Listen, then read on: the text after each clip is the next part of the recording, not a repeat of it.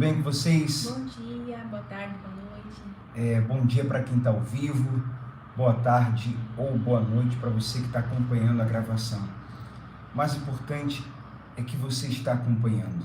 Claro que é muito bom quando vocês comentam aí, interagem, e tem gente que acompanha ao vivo porque já sabe depois que é uma correria, né?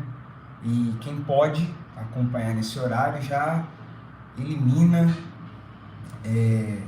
prioriza e elimina esse tempo, né? Dedica esse tempo, elimina no bom sentido, né?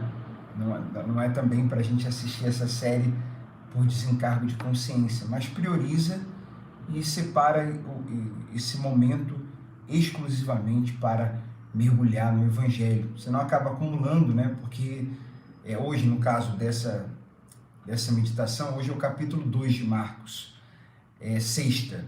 Então, passa muito rápido, daqui a pouco segunda, capítulo 3, quarta-feira, capítulo... Não é tão rápido assim, mas passa, né? E se a pessoa, né, se nós não nos atentarmos, acaba acumulando e a gente não consegue acompanhar. E nós sabemos, né, Michele, que as pessoas têm vida corrida, Sim.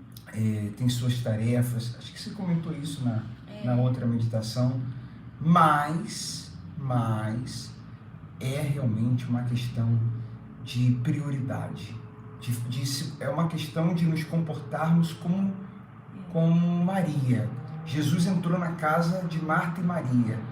Marta estava atarefada, Maria também, mas a Marta se deixou levar por isso.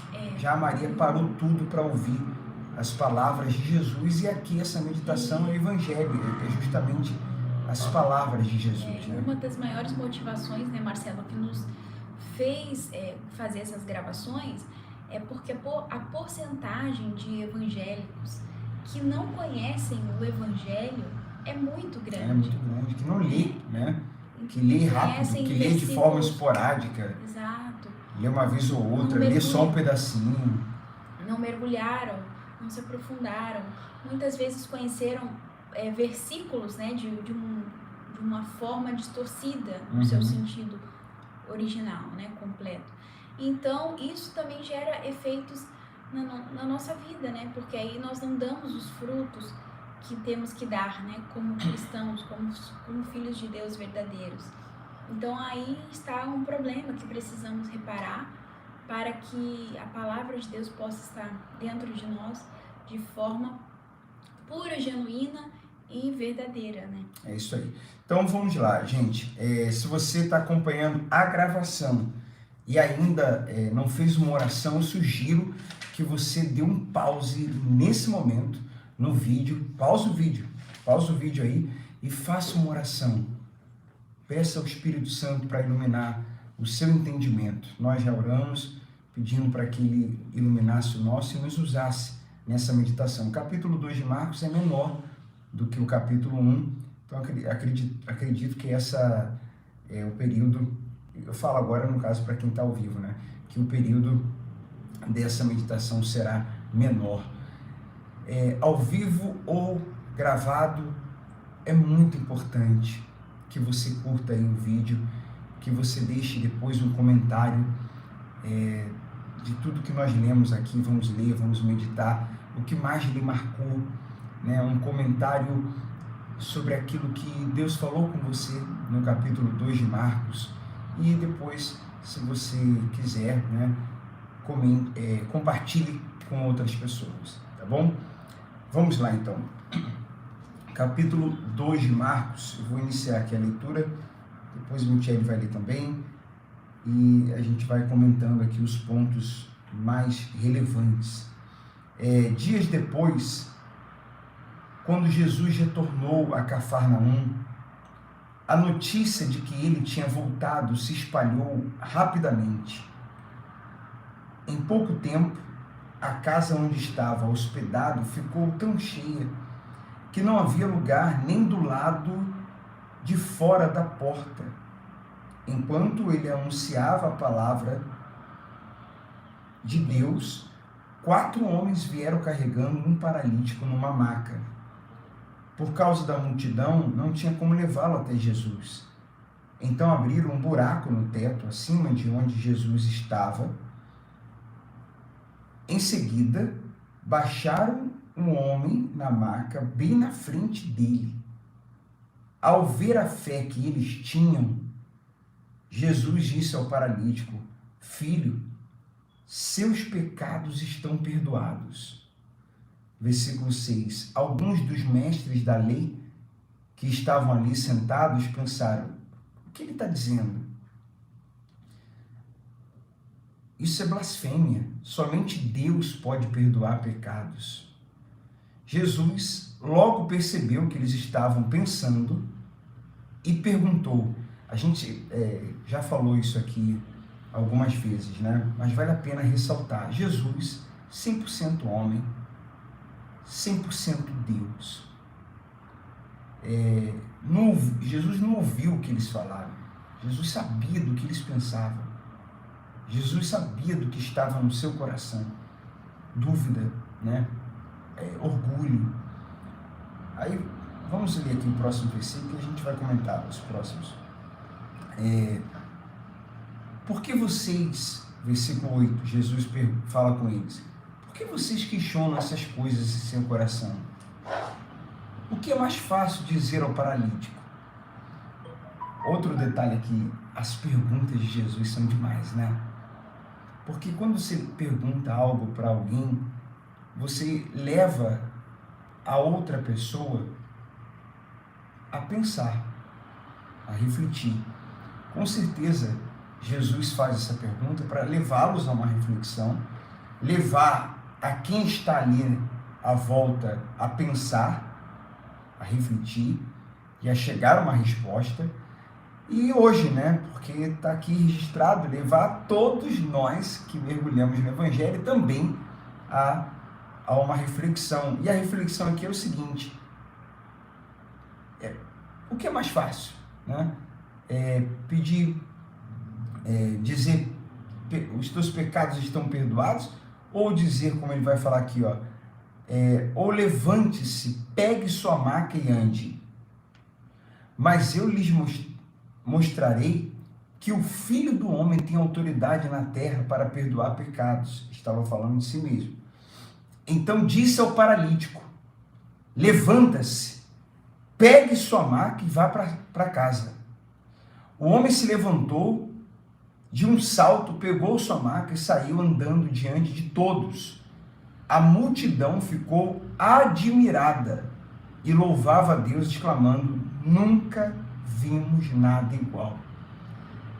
A lição principal aqui é esse reconhecimento da divindade de Jesus, né? Como nós falamos, que ele era o Filho de Deus, o Messias, o próprio Deus que encarnou.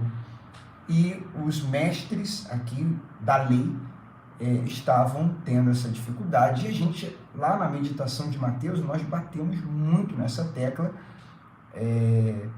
que essa dificuldade se dava, essa dificuldade de reconhecer essa incredulidade se dava muito pelo orgulho, né? E a gente vai ver ainda no capítulo 2, daqui a pouquinho nós vamos ler, Jesus sentado, comendo, conversando, se relacionando com homens que a sociedade desprezava, pecadores, né? E é justamente por isso, porque enquanto no grupo dos pecadores ele encontrava coração aberto, no grupo dos mestres da lei, né, doutores da palavra, Michele, encontrava coração fechado. E muitas vezes esse coração fechado é o que impedia, né, o que impede até hoje das pessoas delas receberem essa revelação, dele se revelar para elas. Porque o coração fechado é aquele coração que não enxerga o simples, né? Não enxerga os detalhes, não enxergam um palmo à frente, né? Se você for falar com uma pessoa com o coração fechado, essa pessoa ela não vai ouvir, né? Ela não quer nem ouvir o que você tem a dizer. Então, muitas vezes, devido a isso, né, fica difícil do Espírito Santo se revelar a uma pessoa assim. Mas, em contrapartida, a gente vê a fé, né, dos amigos desse desse aleijado, né? Eles, né, a gente falou isso lá em Mateus, mas eles se compadeceram, né, do amigo. Eles usaram a fé, porque Jesus falou, né, vendo-lhes a fé. Então, sempre é bom reforçar isso, né, esse amor que eles tinham ao próximo, né, fizeram com que eles tomassem essa atitude de fé e levassem até Jesus. E esse amigo ficou curado, restaurado, né? Viu a fé. Jesus, ele espera ver em nós o coração aberto e humildade, né? Coração aberto e humildade. E quando ele olhar para o nosso coração e ver o que ele está aberto, lá dentro dele há uma fé. Há uma fé nele. Há uma fé no seu poder, na sua graça. E Jesus, vendo essa fé, os pecados são perdoados, né? O paralítico levanta, o milagre acontece. Jesus chama Levi, versículo 13. Em seguida, Jesus saiu outra vez para a beira do mar e ensinou as multidões que vinham até ele. Enquanto caminhava por ali, viu Levi, filho de Alfeu, sentado num lugar onde se coletavam os impostos. Siga-me, disse-lhe Jesus, e Levi se levantou e o seguiu.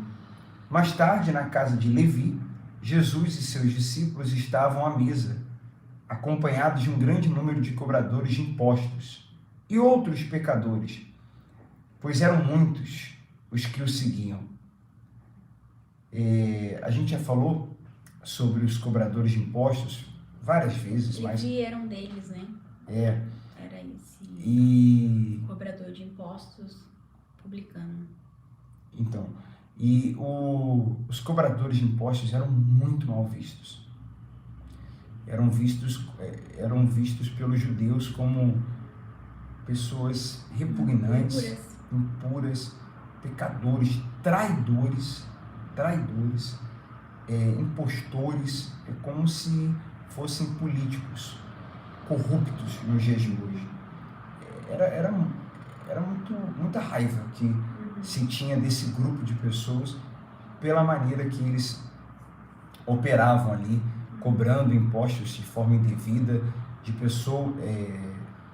pessoas, né, que eram do seu mesmo país, né, da sua mesma pátria, e eram juros abusivos, eles tirando vantagens, enfim, mas fica aquela pergunta, por que eles fazendo isso, agindo dessa maneira imprópria, errada, injusta, por que Jesus, fica aqui uma pergunta, por que Jesus sentava com eles? Por que Jesus se relacionava com eles? Por quê? É só a gente se ver, né, Marcelo, como que a gente, por exemplo, vê um político corrupto, né, que desvia dinheiro, desvia verbas, e Jesus, olhando para aqueles homens, né, ele não, como ele falou, eu não vim condenar o mundo, eu vim salvar. Então, qual era o olhar de Jesus para aqueles homens, né? Não de falar, vocês são ladrões, vocês são corruptos, isso, aquilo, são um bando de safado, que é o que geralmente a gente tem o hábito de falar, né, de pensar. Mas, vendo a postura de Jesus, né, ele poderia olhar dessa forma, mas não foi o que ele fez. É interessante isso, né, Marcelo? Porque a gente, no lugar dele, chamaria, como eu falei, de safado, sem vergonha, corrupto, ladrão, vocês desviam o dinheiro dos pobres, das pessoas que precisam, né, desse dinheiro, vocês tomam para si, vocês fazem jeitinho e tudo mais. Que é errado, é errado. Isso não quer dizer que Jesus estava ali sendo conivente com o pecado deles, né, Marcelo? Não. De maneira nenhuma. Mas a intenção, acredito que Jesus viu a dor do interior deles, coisas que os demais não viam, e não os colocavam no lugar próximo, exatamente. Então, aí tem uma grande lição no que Jesus, na postura de Jesus, né? Na atitude de Jesus, no olhar de Jesus. Porque ali ele queria se aproximar, a gente vai falar um pouco sobre isso, né? Ele queria se aproximar justamente para levar essa luz, né, Marcelo? É a resposta. Levar esse sal. Foi feita uma pergunta, né? Por que Jesus dava atenção a eles? A Fátima comentou muito bem, e é o que você está falando. Essa é a resposta que você falou agora no final. Sim. Jesus olhava o interior deles, né? Do lado de fora, o que eles faziam. Jesus, quando olha para uma pessoa, ele vê o que aquela pessoa pode se tornar. E aí, quando ele olha para o interior, ele pode ver impureza, ele pode ver erro. Mas se ele vê... gente, é sobre isso. É sempre sobre isso. Ele pode ver o pecado, ele pode ver erro, ele pode ver o que for. Mas ele tem que ver um coração aberto. Um coração ensinável. Um coração que a pessoa está errada, está no erro, mas ele sabe que se falar, se ensinar, se dar exemplo, né? Se inspirar essa pessoa, pode ser que ela mude, né? Ela vai mudar, ela pode mudar. A humildade faz isso. É diferente do orgulho, porque o orgulho, você também vê erros, você também vê problemas naquela pessoa, mas você não vê disposição de mudar. Como o Michele falou, às vezes o orgulho é tanto que não há disposição nem de ouvir. Não há disposição nem de ouvir. Quanto mais de dar ouvidos ao que se está ouvindo. Então, assim, era pecador, era publicano, mas estavam ali querendo ouvir. Estavam com sede, com certeza, né? E naquela época, né, Marcelo, um detalhezinho, eu não lembro se nós falamos em Mateus, mas é bom reforçar. Uma pessoa que era considerada pecadora, impura, se somente a sombra dela passasse e na comida, isso estudando, a gente vê isso um pouquinho mais fundo, né? A gente vai sabendo isso com os estudiosos. Se a pessoa passasse, né, a sombra dela passasse na comida que o outro ali estava comendo, então aquela comida já era considerada impura, já era considerada não apta para comer, de tanto que eles viviam cheio de mania, cheio de toque, tudo... Cheio de superstições, né? Superstição e tudo tinha que ser ali regrado, né, para eles não se contaminarem. Sendo que muitos deles o interior já estava sujo há muito tempo, né?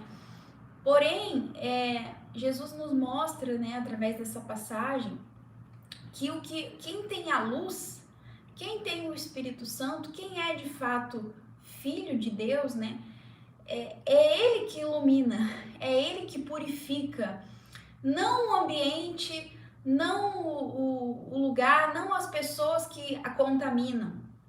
Mas ele mostra o contrário, que quando a gente tem a luz dentro de nós, a gente purifica, a gente leva a purificação para as pessoas, a gente leva essa luz, a gente leva esse sal, né? Como ele disse que está faltando, ide por todo mundo, seja luz do mundo, seja sal da terra.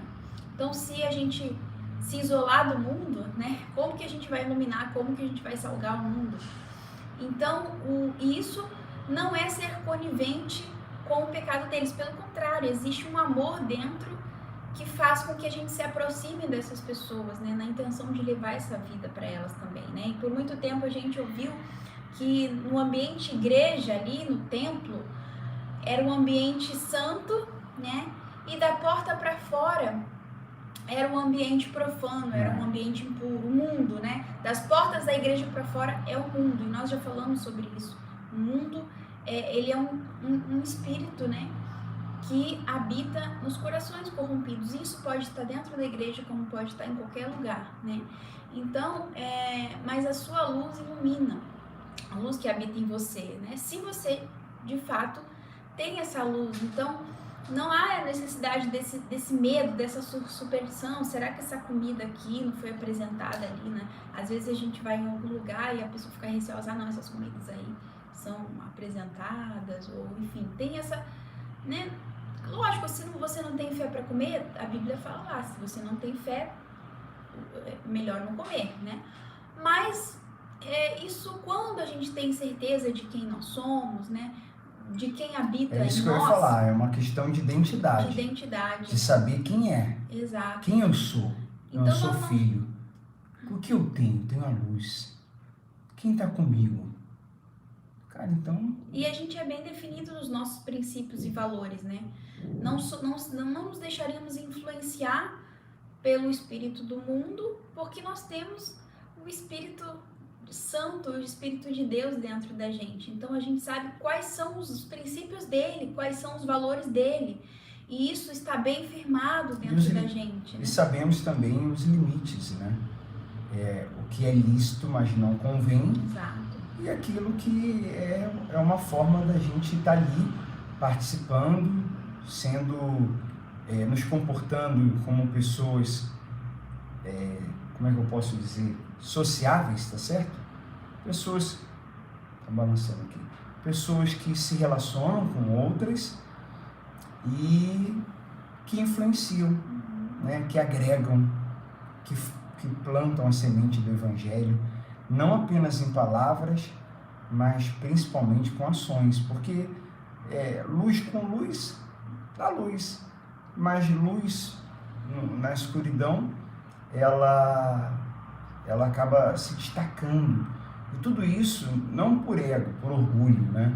Mas para a glória de Deus. Está escrito, né, que as pessoas possam ver as boas obras daqueles que são filhos e darem glória a Deus que está no céu por causa dessas boas obras. Mas como é que as pessoas vão ver a luz que há em mim ou as boas obras que eu pratico por causa da graça que me alcançou,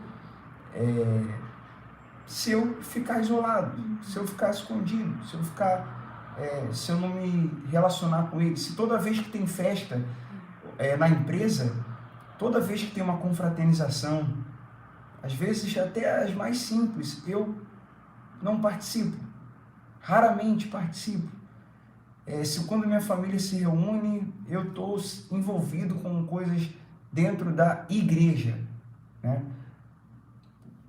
E eu estou sempre renunciando e cada vez me distanciando deles. E aí, nem a oportunidade de testemunhar Jesus, muitas vezes eu tenho.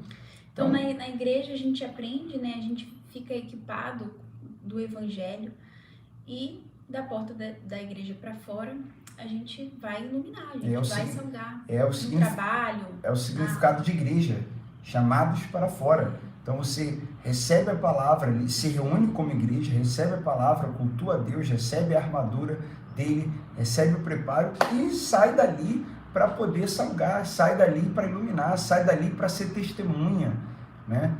E pregar o evangelho, seja falando quando tem oportunidade, ou seja a maior de todas as pregações, que é com a própria vida, com o que somos, né? E ali ele estava dando uma lição, que ele não vinha os sãos não precisam de médico. Vamos ler aqui, vamos no 16. Quando alguns fariseus, mestres da lei, viram Jesus comer com cobradores de impostos e outros pecadores, perguntaram aos seus discípulos: por que ele come com cobradores de impostos e pecadores? Ao ouvir, Jesus lhe disse: as pessoas saudáveis não precisam de médico, mas sim os doentes. A resposta está aqui, né? Nós falamos, já comentamos, mas Jesus dá a resposta. Mas sim os doentes. Não vim para chamar o justo, mas sim os pecadores. O que eu costumo dizer, né, na meditação lá de Mateus, gente, se você está chegando agora aqui, está meditando em Marcos e não meditou em Mateus, vale muito a pena. E como foi a primeira meditação, ali tem muita coisa que a gente acabou detalhando mais. E aqui algumas coisas, muitas coisas se repetem, né? E vai acontecer isso também em Lucas, vai acontecer isso em João. Tem coisas novas que tem num evangelho e não tem em outro, mas as que se repetem a gente reforça aqui. mas isso foi detalhado lá na meditação de Mateus. E a gente fala o seguinte, que aqui é uma declaração irônica, porque na verdade todo mundo é pecador. A Bíblia deixa muito claro que todo mundo carece da glória de Deus. Não há um justo sequer da graça. Todo mundo carece, todo mundo precisa. Agora, há aqueles, por causa do orgulho, do coração fechado, que pensam, que acham que não precisam. Então, esses, Jesus falou, se o coração está fechado, como é que eu vou entrar? Então, eu estou aqui com esse pessoal, que é pecador, mas o coração está aberto. Discussão sobre o jejum. Certa vez, quando os discípulos de João e os fariseus estavam jejuando, versículo 18, estamos no 18, algumas pessoas vieram a Jesus, perguntaram, por que seus discípulos não têm o hábito de jejuar, como os discípulos de João e os discípulos dos fariseus? Jesus respondeu, versículo 19, por acaso os convidados de um casamento jejuam enquanto festejam com o noivo? Olha só essa pergunta. Não podem jejuar enquanto o noivo está com eles. Um dia, porém, o noivo lhes será tirado e então jejuarão. Além disso, ninguém remendaria uma roupa velha usando pano novo. O pano novo encolheria a roupa velha e a rasgaria, deixando um buraco ainda maior. E ninguém colocaria vinho novo em velhos recipientes de couro. O vinho os arrebentaria e tanto o vinho como os recipientes estragariam. Vinho novo precisa de recipientes novos. Eu vou ler aqui um comentário da Bíblia de Estudo, diz assim, os velhos costumes da antiga aliança são incompatíveis com a nova manifestação do reino de Deus. A experiência mostra que usar pano novo para remendar uma roupa velha fará que o remendo encolha e rasgue a roupa. Da mesma forma, velhos recipientes de couro estouram quando o vinho novo fermenta dentro deles. O significado disso é que o jejum da antiga aliança não pode ser misturado com a celebração da nova ordem. Então, o jejum, primeiro, está falando aqui de antiga e nova aliança. Segundo, só vou terminar aqui esse comentário e eu já falo aqui. Essa discussão trata do jejum que Jesus não praticou com seus discípulos. Os fariseus jejuavam 2 dias por semana, nas segundas e quintas. Os judeus, em geral, jejuavam durante o luto e ao buscar algum favor especial do Senhor. Então, havia uma forma de jejuar na antiga aliança. E agora Jesus, na nova aliança, vem não abolindo o jejum. Não é que não tem jejum, né? É uma prática da fé cristã importantíssima, uma arma, uma forma. Eu costumo dizer que oração, meditação na palavra, o que a gente está fazendo aqui, e jejum, esses 3, isso não muda, isso aí é a Bíblia que nos ensina.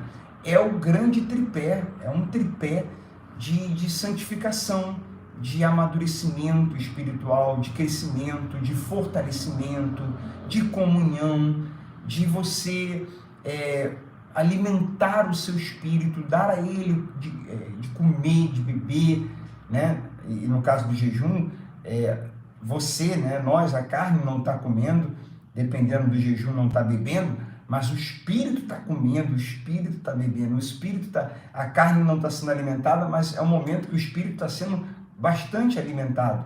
Então, só que a intenção, Jesus, lembra disso, pessoal? Lembra de Mateus 5, 6 e 7? Lembra que nova aliança, Jesus vem aperfeiçoando muitas coisas, vem aperfeiçoando a própria lei, aperfeiçoando os seus ensinos. Então, é como se ele dissesse assim, gente, vamos jejuar, tá? Mas a intenção é outra, a prática agora, nós elevamos isso, e agora vocês estão aqui comigo, não tem porquê, mas eu deixo essa prática aqui para vocês na caminhada, e não para pedir algo para que Deus faça, ou uma troca. Essa não é a intenção do jejum. Ou por outra razão, como no Antigo Testamento tinha até luto, né? Mas, como foi falado, é mais uma maneira de vocês se fortalecerem e de vocês se relacionarem comigo. Então o jejum é uma prática que faz parte do relacionamento, é uma manutenção ao relacionamento nosso com Deus. Essa é a intenção. Está jejuando por quê? Eu jejuo para crescimento espiritual, para fortalecimento. É um cuidado que eu tenho, faz parte do cuidado que eu tenho com a minha vida espiritual. É isso. E uma prática importante também para quem precisa exercitar mais o domínio próprio.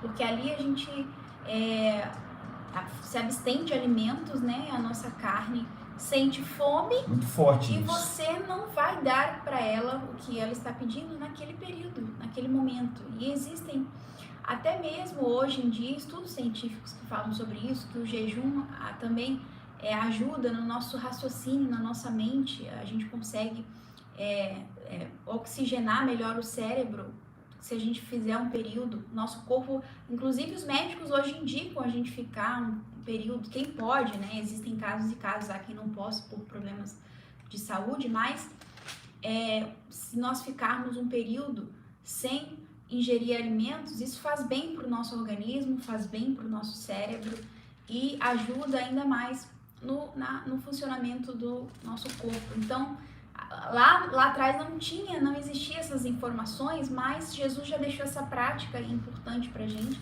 que a gente vai exercitando esse domínio próprio, e ali, ao invés de alimentar a carne, a gente está alimentando o espírito, né? É isso aí. É uma luta, né? E nessa luta, o espírito sendo alimentado, né, ele prevalece. A verdadeira família... Não, eu fui para o capítulo 3, desculpa. Vamos encerrar agora, versículo 23, uma discussão sobre o sábado, que a gente falou bastante também lá na meditação de Mateus. Então dá para a gente concluir agora. Num sábado, enquanto Jesus caminhava pelos campos de cereal, seus discípulos começaram a colher espigas. Versículo 24, os fariseus lhe perguntaram: por que seus discípulos desobedecem à lei colhendo cereal no sábado? Jesus respondeu: vocês não leram nas Escrituras o que fez Davi quando ele e seus companheiros tiveram fome? Olha só, gente, Jesus cita o Antigo Testamento. Jesus faz uma... Gente, tem duas coisas aqui fortes. Novamente, Jesus faz uma pergunta para eles, pensem. E, além de fazer uma pergunta, Jesus cita o Antigo Testamento, a qual eles consideravam. Vocês não leram as Escrituras? O que fez Davi quando ele e seus companheiros tiveram fome? Ele entrou na casa de Deus nos dias em que Abiatar era sumo sacerdote, comeu os pães sagrados, que só os sacerdotes tinham permissão de comer, e os deu a seus companheiros. Então Jesus disse: o sábado foi feito por causa do homem, e não o homem por causa do sábado. Portanto, o Filho do Homem é Senhor até mesmo do sábado. É interessante aqui, nessa controvérsia, Jesus e seus discípulos são acusados de transgredir a lei, que a lei admitia comer espigas no campo de uma outra pessoa usando somente as mãos. Isso está em... Se alguém quiser anotar, anota aí, Deuteronômio capítulo 23, versículo 25. Deuteronômio 23, 25. A acusação consistia em que, ao remover a casca das espigas, os discípulos estavam trabalhando no sábado, o que era proibido. Você pode ver isso em Êxodo capítulo 34, versículo 21. Anota aí, dá uma olhadinha lá.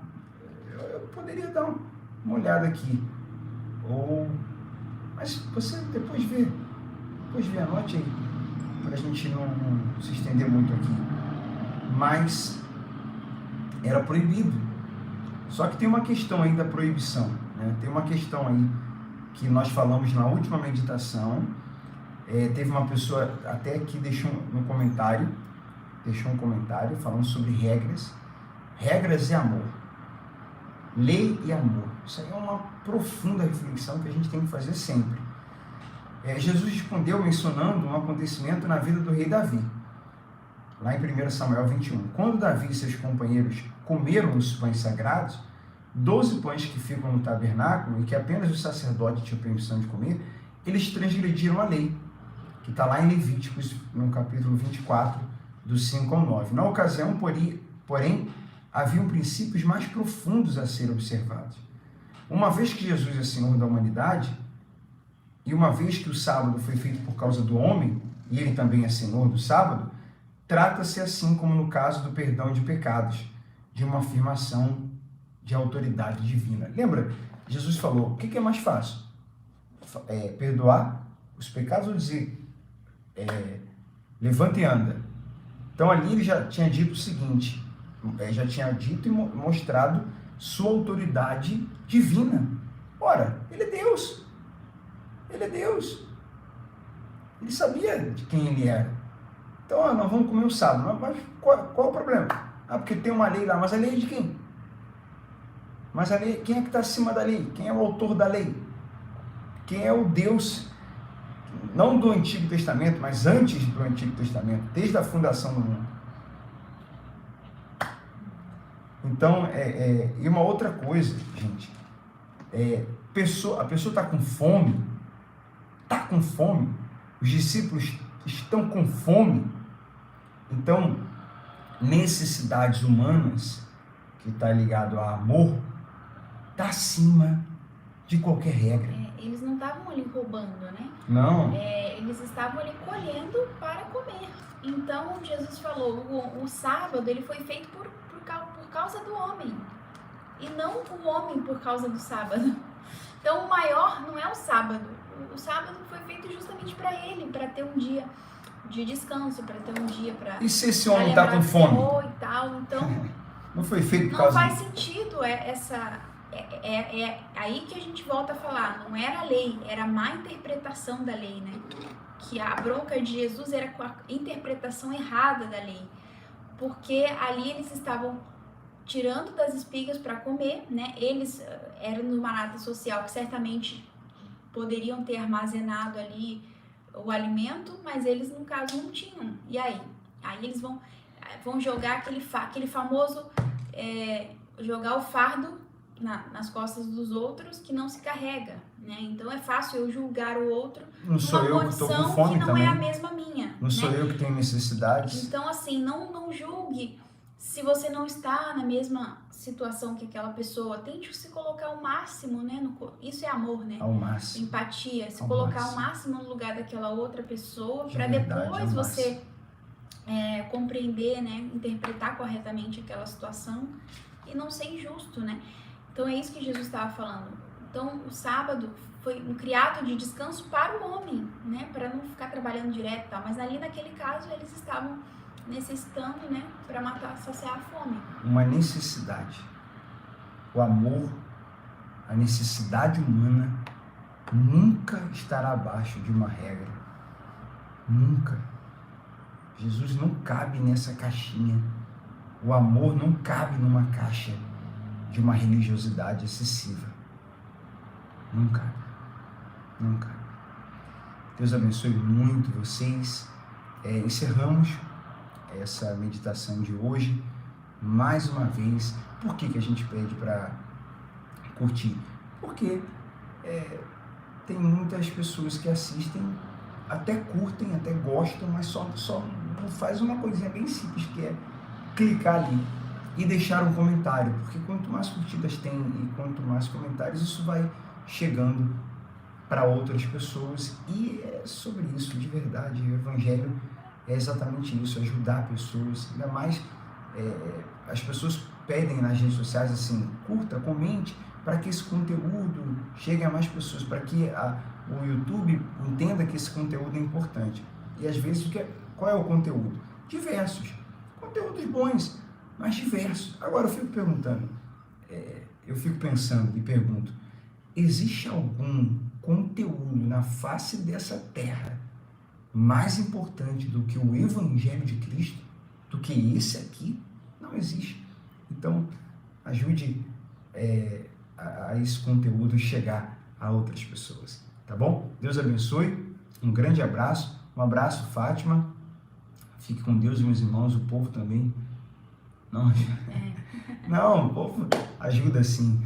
Deus abençoe vocês, gente, um grande abraço e até a próxima meditação, segunda, quarta e sexta aqui, 7 da manhã, e você pode acompanhar a gravação, até assistir novamente quando puder, tá bom? Até a próxima. Tchau.